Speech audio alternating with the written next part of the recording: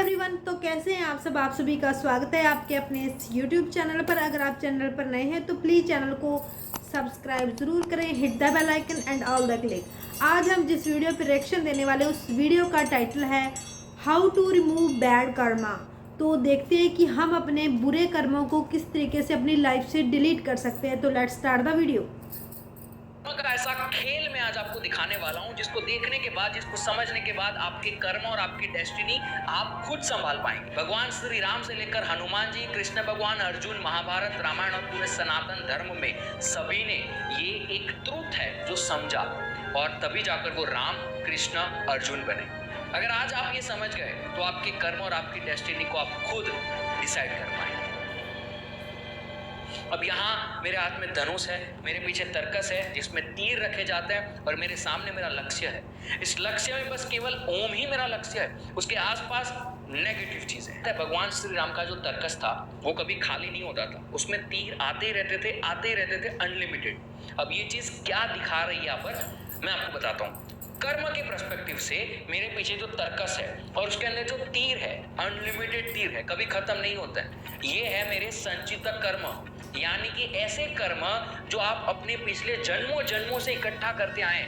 मैं इस जन्म से पहले कितनी योनियों में जन्मा होऊंगा मुझे खुद नहीं पता, और कितने कर्म इकट्ठा किए होंगे। तो वो सारे कर्म जो आप पिछले जन्मों में इकट्ठा करते हैं उसे संचित कर्म कहा जाता है। और अभी के लिए समझ लो ये संचित कर्म ही है जो मेरे तर्कस के अंदर। अभी यमराज इन संचित कर्मों को देखते हैं और सोचते हैं कि तूने कुछ अच्छे कर्म किए हैं लेकिन कुछ बुरे कर्म भी किए हैं। अब बुरे कर्म की भरपाई करने तुझे धरती पर जाना पड़ेगा, लेकिन तूने अच्छे कर्म भी किए हैं तो मैं तुझे इंसान बनाकर भेजूंगा।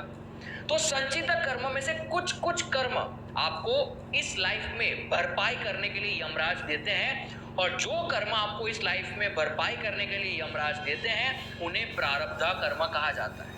तो मान लो यमराज भाई ने अभी मुझे एक कर्म के साथ धरती पर भेज दिया। एक साथ सारे कर्म नहीं देते हैं, एक ही कर्म देते हैं। अगर एक साथ सारे कर्म दे देंगे तो मैं यहीं जल जाऊंगा। आप सोचो आपके जीवन में अभी आपके कर्म कितने सारे हैं, कभी ऊपर कभी नीचे आपकी लाइफ होती रहती है ना, तब भी हम दुखी हैं। अगर ये सारे कर्म यमराज एक साथ एक ही दिन में दे देते तो क्या होता। तो नेचुरल डेथ है ना, ऐसे ही डिसाइड होती है। कुछ लोग 80 साल जीते हैं, कुछ लोग 100 साल जीते हैं। वो डिसाइड आपके प्रारब्ध कर्म पे होता है। जब तक यमराज आपको देते रहेंगे तब तक आप जिंदा है। जिस दिन प्रारब्ध कर्म एग्जॉस्ट हो जाएंगे तो उस दिन आपकी मृत्यु हो जाएगी, नेचुरल डेथ। तो अब यहाँ मान लो कि ये धनुष जो है ये नया जीवन लेकर आया है। जीवन क्यों लेकर आया? क्योंकि उसके साथ एक कर्म है। बिना कर्म के तो हम आते नहीं है, मुक्ति मिल जाती है। तो ये नया जीवन लेकर आया, लेकिन उसके साथ एक प्रारब्ध कर्म भी आया है। आगे और भी बहुत सारे प्रारब्ध कर्म आएंगे, लेकिन अभी के लिए प्रारब्ध कर्म लेकर आया। इसका मतलब क्या पता है? आप कौन सी फैमिली में जन्म लेते हैं, आप कैसे जन्म लेंगे, शायद आप अंधे हैं, शायद आप बहरे हैं, ये कैसे डिसाइड होता है? ये आपके हाथ में तो है नहीं, ये आपके पिछले जन्मों के कर्मों के हाथ में है। तो आप अपना एक प्रारब्ध कर्म लेकर आए, यानी कि आप एक ऐसी फैमिली में जन्म ले लेते हैं, एक ऐसी स्थिति में जन्म ले लेते हैं जो आपके हाथ में नहीं होती है। अब यहाँ पर आप समझ लो कि मैं एक नेगेटिव जगह पर जन्म ले लेता हूँ जहाँ फैमिली में तामसिक एनवायरमेंट है, लड़ाई झगड़े हो रहे हैं। तो उसकी वजह से मेरे अंदर का जो एनवायरमेंट है वो भी लड़ाई झगड़े वाला होता जाएगा और मुझे कुछ समझ नहीं आएगा, मैं भी तामसिक हो जाऊंगा। और मेरा जीवन ऐसे ही चलता रहता है। यमराज प्रारब्ध कर्म देते रहते हैं, मुझे तो कुछ पता नहीं है, मैं तो दूसरों का बुरा ही सोच रहा हूँ क्योंकि मैं खुद तामसिक हूँ। तो प्रारब्ध कर्म मेरे तीर कमान से निकलते रहते हैं। जितने यमराज दे रहे हैं उतने निकलते रह रहे हैं। अब ये सारे तीर हवा में, आपको कुछ नहीं पता क्योंकि आप तो तामसिक थे। तो कौन से तीर पॉजिटिव जगह जाएंगे, कौन से नेगेटिव जगह जाएंगे, आपको नहीं पता। ये सारे तीर हवा में, और इसमें आपकी भी गलती नहीं है क्योंकि ये आपकी डेस्टिनी है। आपका पहला कर्म आपको एक ऐसी जगह लेकर आया जो आपके हाथ में नहीं थी। तो अभी तक जितने भी तीर आपने छोड़े हैं वो आपके हाथ में नहीं थे, लेकिन अब जब आप ये वीडियो देख रहे हैं इसका मतलब आप समझ रहे हैं। इसका मतलब ये है कि प्रारब्ध कर्म जो अभी तक आपके हाथ में नहीं थे, आपकी डेस्टिनी में नहीं थे, लेकिन मैंने क्या कहा, पीछे कुछ अच्छे कर्म भी तो हमने किए होंगे, तो वो अच्छे कर्म भी यहाँ आपके हाथ लग गए। यानी कि अब आपको ये वीडियो देखने को मिल रही है और इस वीडियो में मैं जो अभी आपको आगे बताने वाला हूँ उससे आप ये समझ जाएंगे जाएंगे कि कैसे गलत जगह को हमारे कर्म नहीं जाने देने, सिर्फ अच्छी जगह जाने देने। और अगर अच्छी जगह गए तो मुक्ति निश्चित है, आपकी लाइफ में आगे अच्छी चीजें होना निश्चित है, आपकी डेस्टिनी अच्छी हो जाएगी। अब जो समझाने वाला हूं, ध्यान से उस चीज को समझना शुरू कर देना, तब जाकर आप इसको समझ पाएंगे। एक चीज नोटिस की आपने, प्रारब्ध कर्म यमराज ने दिए, अब वो कर्म मैंने आगे छोड़ता गया। अब प्रारब्ध कर्म अगर अच्छी जगह लगेंगे तो मेरी लाइफ में अच्छा होगा, गलत जगह लगेंगे गलत होगा। पूर्वज कह के गए ना, अच्छा करोगे अच्छा होगा, बुरा करोगे बुरा होगा। तो जो चीज होगी ना आगे, उसे आगामी कर्म कहा जाता है। क्या कहा जाता है? आगामी कर्म। लेकिन प्रारब्ध कर्म मेरे इस धनुष में आए, और इस धनुष को किसने चलाया? मैंने चलाया। तो ये मेरे हाथ में था, मैं उसको अच्छी जगह भेज सकता था। तो जो चीजें आपके हाथ में हैं और जब आप उसे करते हैं, उसे कहा जाता है क्रियमन कर्म। अभी तक जो कर चुके आप, वो आपके हाथ में नहीं था, वो आपके प्रारब्ध कर्म थे, वो आपकी डेस्टिनी थी। प्रारब्ध कर्म को नाम चेंज कर सकते हैं, नाम उसको बदल सकते हैं। वो होना था, वो हो गया, और उसके कॉन्सिक्वेंसेस आपकी लाइफ में आएंगे, और उसे ओपनली एक्सेप्ट करना, सब कुछ ठीक हो जाएगा। लेकिन अभी इस वीडियो के बाद आपके हाथ में आपके क्रियमन कर्म है, और अभी जो मैं बताने जा रहा हूं उसको अगर समझ गए तो क्रियमन कर्म मुक्ति की ओर आपको ले जाएंगे, और आपकी लाइफ में आगे, अभी जिंदा हो तब भी, मुक्ति तो बाद में मरने के बाद, लेकिन जिंदा हो तब भी लाइफ में बहुत सारी चीजें आपके हाथ में होगी। रामायण में मेन रोल किनके थे? रामायण में मेन रोल थे भगवान श्री राम के, रावण के और हनुमान जी के। इनके अलावा मेन रोल ज्यादा नहीं थे। सीता माता का था, लेकिन मैं ये 3 मेन रोल की बात कर रहा हूं। अब यहाँ देखो जो हमारे साथ हुआ, पहला प्रारब्ध कर्म हम लेकर आए और हम ऐसी जगह जन्म ले लेते हैं जो हमें तामसिक बना देती है। अब मैं मानता हूँ भगवान श्री राम भगवान थे, तो उनके पिछले जन्म के कोई कर्म नहीं होंगे, लेकिन वो इंसान रूप में आए थे, और कुदरत के नियमों के हिसाब से इंसान तभी जन्म लेता है जब उसने कुछ कर्म किए हो। तो अभी हम मान लेते हैं भगवान श्री राम इंसान की तरह आए थे, पिछले कुछ जन्म में कुछ बुरे कर्म, कुछ अच्छे कर्म किए होंगे, वो आए। रावण भी ऐसे ही आया। लेकिन भगवान श्री राम सात्विक जगह पर जन्म लेते हैं, यानी कि उन्होंने पिछले जन्म में अच्छे कर्म किए होंगे, इस वजह से उनका जो पहला प्रारब्ध कर्म उन्हें मिला था जब वो जन्म लिए थे, जैसे मुझे नेगेटिव मिला था, वैसे भगवान श्री राम को सात्विक प्रारब्ध कर्म मिला, और वो अच्छी जगह पैदा हुए, अच्छे एनवायरमेंट में। लेकिन दूसरी ओर रावण नेगेटिव एनवायरमेंट में पैदा होता है, वो तामसिक नेचर से पैदा होता है, क्योंकि उसने पिछले जन्म में कुछ गलत किया होगा। लेकिन पिछले जन्म का ना रावण के हाथ में है, ना भगवान श्री राम के हाथ में है, लेकिन अब वो जन्म ले चुके हैं। अब जो भी कुछ होगा वो तो उनके हाथ में है। अब जो आगे बता रहा हूं वो एक और सीक्रेट है। आप जानते ही होंगे, रावण और भगवान श्री राम, इन दोनों की जो शक्ति थी, जो अग्नि थी, वो उनकी नाभि में थी। अग्नि होती है तभी तो हम जिंदा है। हम सब में भी हमारी अग्नि नाभि में होती है। नाभि का इंपॉर्टेंस आपको अभी पता चलेगा। नाभि में होता है मणिपूर्ण चक्र, और हमारे अंदर अग्नि है तभी हम जिंदा है। हम जब मरते हैं तो हम ठंडे हो जाते हैं, क्यों? क्योंकि अग्नि हमसे बाहर निकल जाती है। तो अग्नि से हमारा रिलेशन ऐसा है कि जब तक अग्नि है तब तक हम बढ़िया है। लेकिन वो अग्नि अगर ऊपर की तरफ उठाना आ गया आपको, तो आप भगवान श्री राम बन जाएंगे। अग्नि नीचे की तरफ गई तो रावण बन जाएगी। अब अग्नि को ऊपर नीचे कौन करता है? हवा। हनुमान जी किसके पुत्र थे? पवन पुत्र। अब एक कॉन्सेप्ट समझ में आ जाएगा आपको। भगवान श्री राम ने हनुमान जी का साथ लिया। हनुमान जी ने जो भी कुछ कहा भगवान श्री राम ने सुना, हनुमान जी की सारी बातें मानी। तो हवा का उन्होंने साथ लिया और हवा की मदद से अपनी अग्नि को ऊपर की तरफ ले गए। लेकिन रावण दूसरी ओर, विभीषण जो उन्हें अग्नि को ऊपर की तरफ उठाने के लिए कह रहा था, अच्छी शिक्षा दे रहा था। हनुमान जी जैसे भगवान श्री राम के थे, वैसे रावण के पास भी विभीषण था, लेकिन रावण ने विभीषण की नहीं सुनी। तो रावण ने क्या किया? अपनी अग्नि को नीचे की तरफ धकेल दिया। तो ये क्या था? ये अपने हाथ में था, ये क्रियमन कर्म था।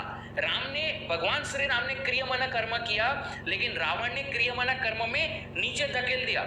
तो भगवान श्री राम ने पॉजिटिव कर्म इकट्ठा किए, रावण ने नेगेटिव कर्म इकट्ठा किए, और आखिर में रावण की मौत तब हुई जब उसको नाभि में मारा गया, क्योंकि नाभि में वो अग्नि थी, उसको निकाल दिया, क्योंकि वो अग्नि रावण नीचे की तरफ घुसा रहा था।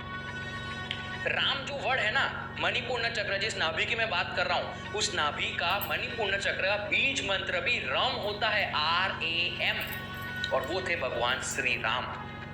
महाभारत में भी मैं सारी डिटेल नहीं कहूंगा, लेकिन अर्जुन को भगवान श्री कृष्ण ने कर्म योग सिखाया, और अर्जुन अपनी लाइफ में तीर निशाने पे लगाता था, कहीं और नहीं।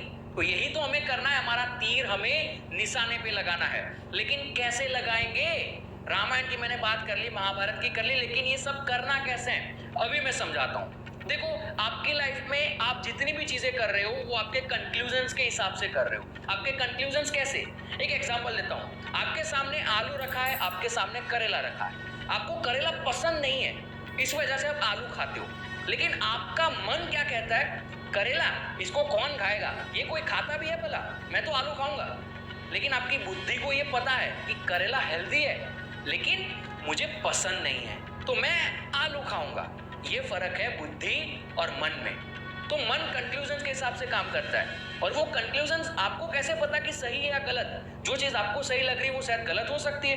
करेला हेल्दी है लेकिन आपको नहीं पसंद, तो आपको वो गलत लग रहा है। तो जब कंक्लूजन जीवन में बनते हैं तो आप अपने क्रियामनक कर्मों को ठीक से संभाल नहीं पाते हैं। मेडिटेशन यानी कि कॉन्शियसनेस, अगर आप अपने डिसीजंस कॉन्शियसली लेना शुरू कर देते हैं तो आपके क्रियामनक कर्म पॉजिटिव जगह जाएंगे। आप सोचो, आप जो कर रहे हो वो आपके हाथ में, आप जो करने वाले हो वो आपकी आगे की डेस्टिनी डिसाइड कर रही है। आपको हमारे सनातन धर्मों में, हमारे कल्चर में ये सब कुछ पहले से समझा रखा है कि अपनी अग्नि को ऊपर की तरफ उठाओ। आपको पता है कि अगर आपने अभी जो डिसीजन आप ले रहे हो, अगर आपने सोच समझ के डिसीजन लिया तो वो आगे आपको पॉजिटिवली इंपैक्ट करेगा। क्यों नहीं करेगा? करेगा ना। तो बुद्धि और मन में यही फर्क है। बुद्धि से काम करना शुरू कर दो, मन से काम मत करो, क्योंकि मन हमेशा चंचलनेस पैदा करता है, चंचलनेस पैदा करता है। डिसीजंस जितने भी लेते हो पॉजिटिवली लो, रावण की तरह मत करो। रावण अपने एनवायरनमेंट की वजह से, आपको जो मिला है ना प्रारब्ध कर्म की वजह से, जिस एनवायरनमेंट में आप आए हो, जिस परिस्थिति में आप आए हो, उस परिस्थिति को आपके प्रेजेंट कर्म पे इफेक्ट मत होने दो। बस ये एक फॉर्मूला समझ गए। आपके अंदर जो आपके संस्कारास हैं, संस्कारा यानी कि आपके अंदर जो आपकी परिस्थिति है, जो प्रारब्ध कर्म की वजह से मिली है, आपकी जो डेस्टिनी है, उस डेस्टिनी की वजह से आपके करंट चीजों को इफेक्ट मत होने दो। इन दोनों में डिस्टेंस बना लो। आपकी बॉडी डेस्टिनी लेकर आई है, लेकिन आपकी सोल और आपकी बॉडी में डिस्टेंस बना लो। देखो, एक बहुत ही अच्छी चीज समझाने जा रहा हूं। आपके शरीर के अंदर जो आत्मा है ना, वो आपकी नहीं है। अगर आपको लगता है कि आप आपके हैं, गलतफहमी है। ये आत्मा आपकी नहीं है, मरने के बाद ये आपकी नहीं होगी, ये किसी और शरीर में चली जाएगी। लेकिन आप इस आत्मा को आपकी बना सकते हो। इस आत्मा को आप इस शरीर के अंदर मुक्ति दे सकते हो। आप अपने शरीर का इस्तेमाल करके इस आत्मा को मुक्ति दे सकते हो। अगर आप अपने क्रियामनक कर्म को गलत तरीके से करते गए तो इस आत्मा के संचित कर्म के अंदर चीजें बढ़ती जाएगी।